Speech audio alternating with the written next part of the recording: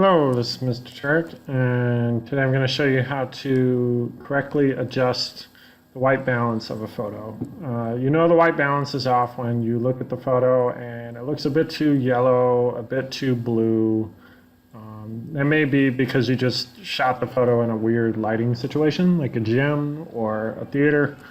So we're going to use this photo, color balance. We're going to open Photoshop, and we're going to open that photo.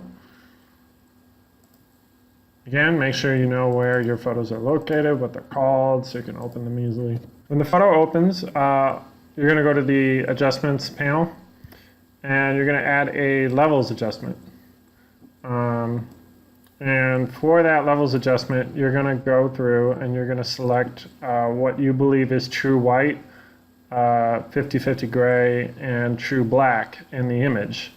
Right now, those colors aren't going to be, like the white isn't going to be perfectly white.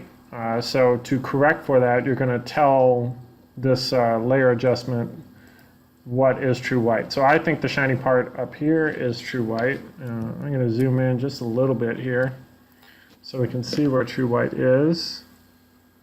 Click on true white. True gray is somewhere over here. And our blacks are over here. Okay. If that doesn't quite do it, you can kind of reselect and sort of mess around just a bit until you get the desired results. What you should see is a basic change from the original. And if it gets a little bit too blown out, you can always revert it back to the original with this button over here in the property panel. And you can reselect your whites and your grays.